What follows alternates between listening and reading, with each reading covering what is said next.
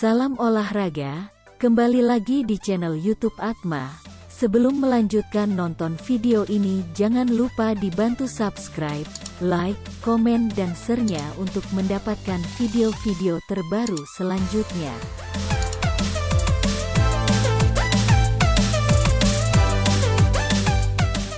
PSM Makassar akan menghadapi Persikabo 1973, Selasa tanggal 15 Februari tahun 2022, dalam laga pekan ke-25 Liga 1 di Stadion Kompiang Sujana, Denpasar, Bali, via live streaming video, mulai pukul 15.15 waktu Indonesia Barat.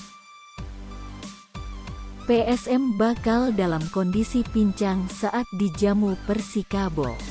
Tak hanya Abdul Rahman yang dipastikan absen pada laga selanjutnya, Hasim Kipu juga tak bisa membela PSM.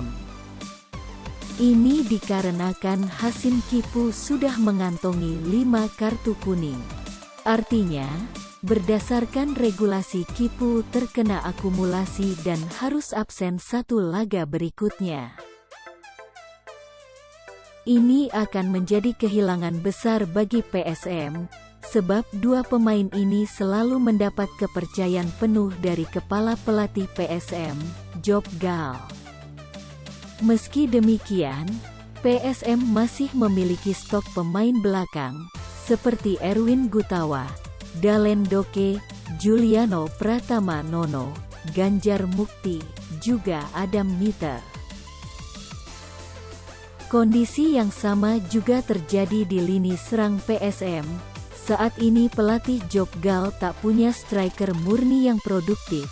Di laga sebelumnya melawan Borneo FC, ia justru mengandalkan trio pemain cepatnya, Ilhamuddin, Yakob Sayuri, dan Rizky Eka Pratama. Sedangkan Ferdinand Sinaga dimainkan sebagai pemain pengganti. Tetapi hingga kini The Dragon belum juga mempersembahkan gol untuk Juku Eja.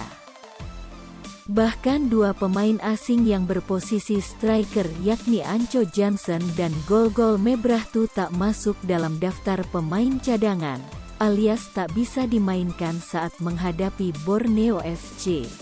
Status Anco Johnson, menurut Job Gal, saat ini dikarantina akibat positif COVID-19.